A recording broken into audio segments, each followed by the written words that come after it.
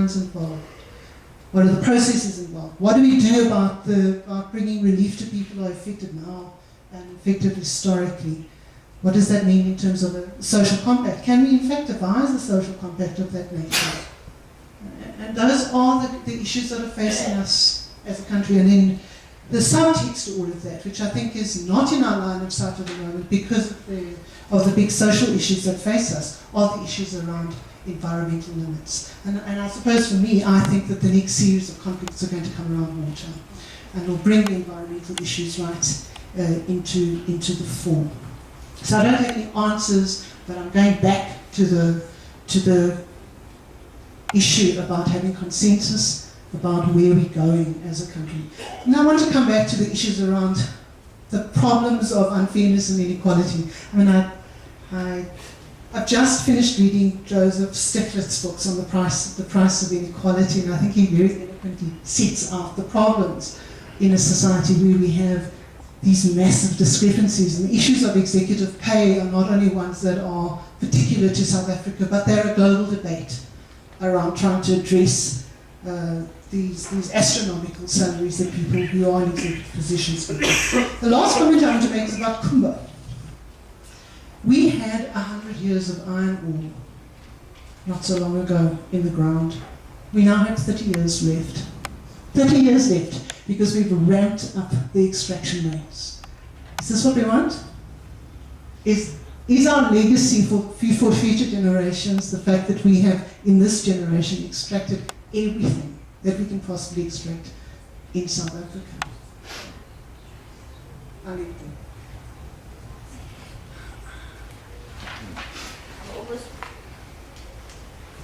I'm almost weary to end on that somber note. Gavin tells me that's all the time we have for this session. And I'd like to thank all the panelists and thank all of you that's participated in this closing session. I think there's lots of questions, and I think we almost need to walk away thinking to ourselves, are we asking the right questions when we're talking about Marikana and the post-Marikana implications for South Africa and globally? Are we asking the right questions, and how are we thinking about taking this forward beyond? Thank you.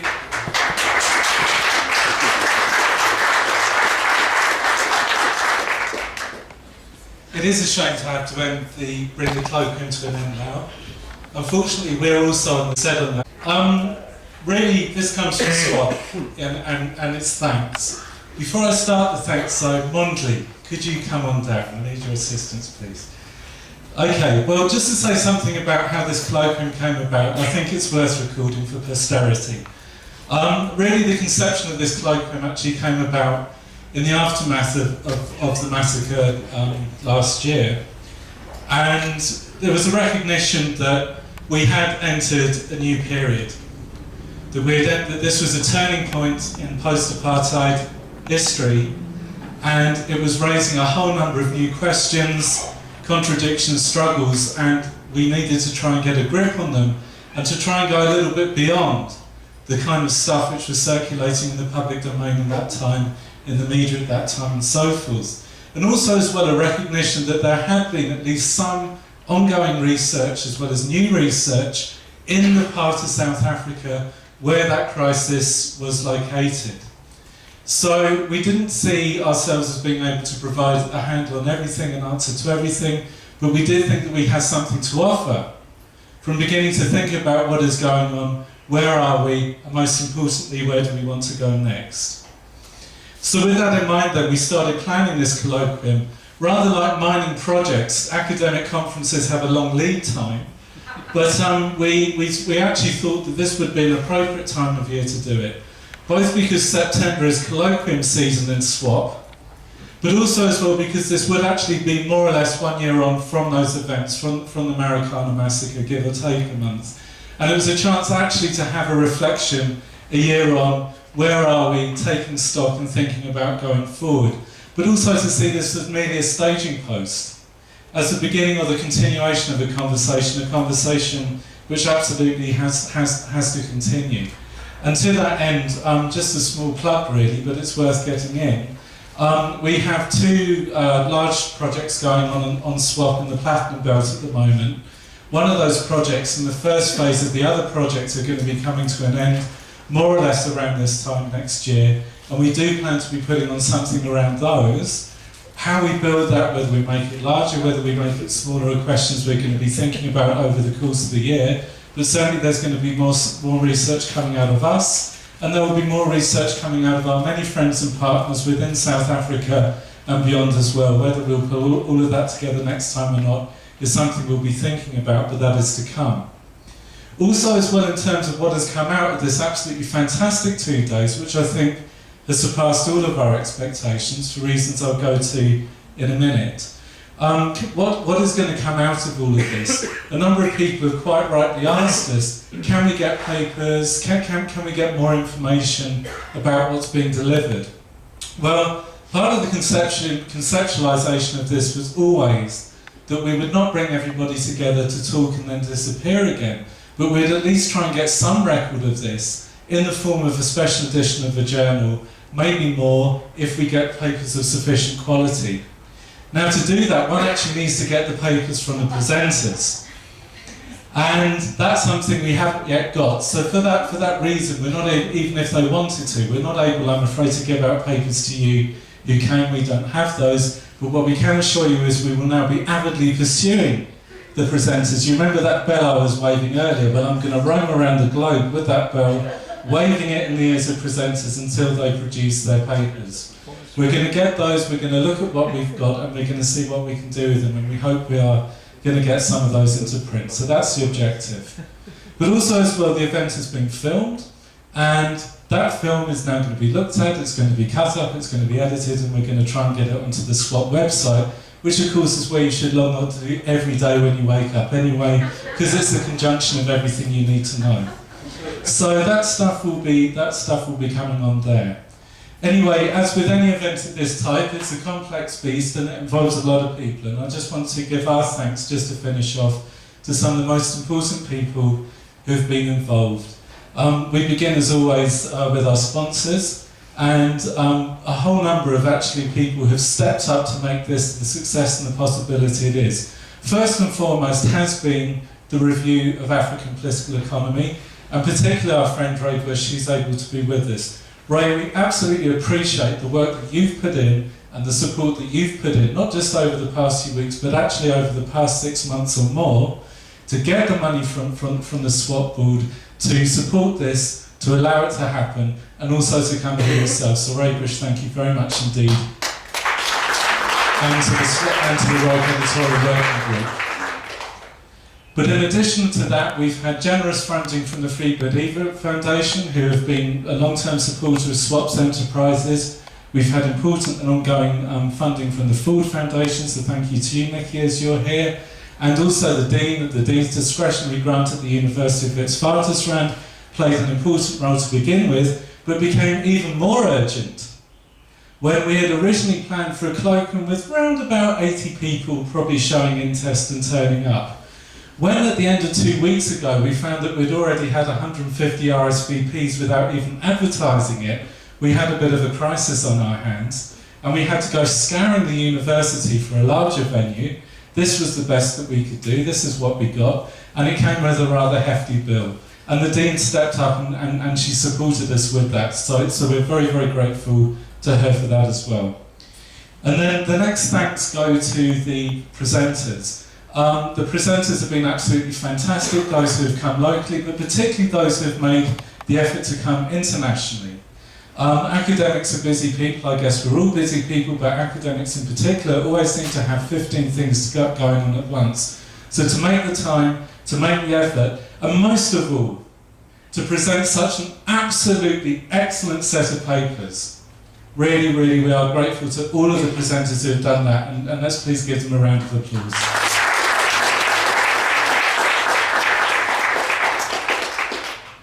The chairs as well have also played their part. Most of them roped into play over just the past week or the past few days.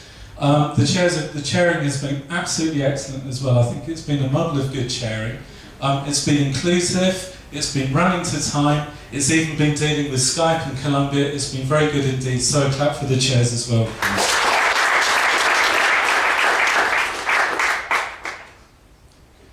Before we get to the most important people, we also want to thank you, the audience, because as Carl said earlier, one of the really exciting things about this colloquium has been the diversity of people that we've had.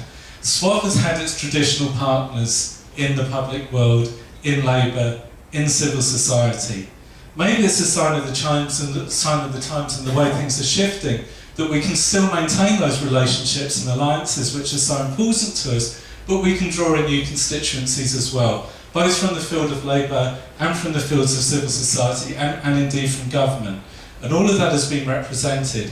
In addition to the students who have come, and we're very, very pleased that you were able to come, and other academics as well. And I think the quality of the mix of the audience has been shown in the kind of comments that we've had, in the kind of questions that we've had, actually I'd say particularly from the students, and particularly in the last round, I must say, Warren, I thought yours was excellent.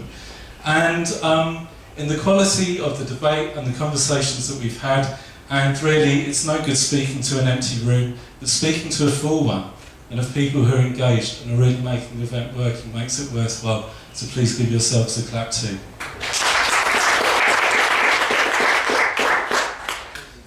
And then last but not least, there are the people who actually make the thing happen. One person who's been making things happen is Patrick. Patrick has been on the AV for the past 2 days. He's been filming the event. He's been there before we've arrived. He's been there after we've left. So thanks very much, Patrick.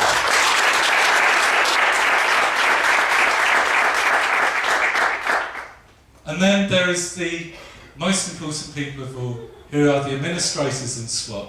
They're the ones who have really been at the coalface. They're the ones who have been working in seams which are about this high and about this wide, holding a jackhammer horizontally.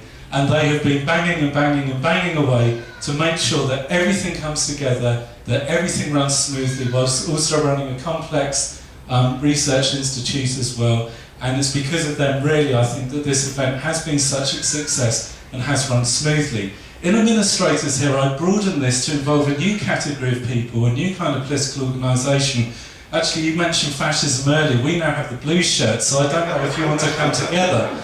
But then we'll have to smash you, so maybe not. So anyway, first of all, we just want to say thank you very much to those who've put on a blue shirt and have worked with admin to get everybody in on time, have helped the recording. So a round of applause to them, please.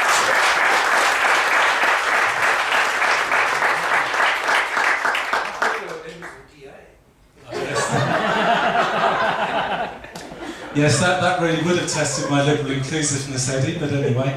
And then we have Mondley, who's been absolutely fantastic with sorting out the financial side of this, which hasn't always been easy, but he's kept a calm head when others of us haven't.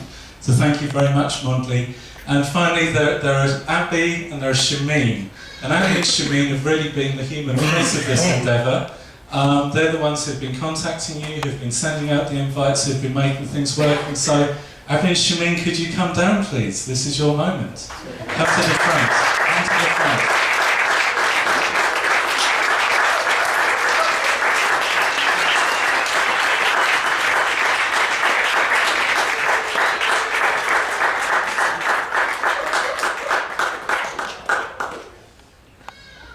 So, as a small token of our appreciation for everything you've done and for making it such an event and rising to the occasion, Carl grew these in his garden, and luckily they were ready in time. We talked about long lead time, preparing for a workshop. They were harvested this morning, and they're for you. So thank you ever so much. So applause to them.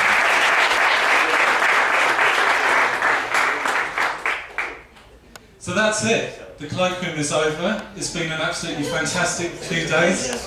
And go off, have a drink, enjoy yourselves, and maybe see you next year.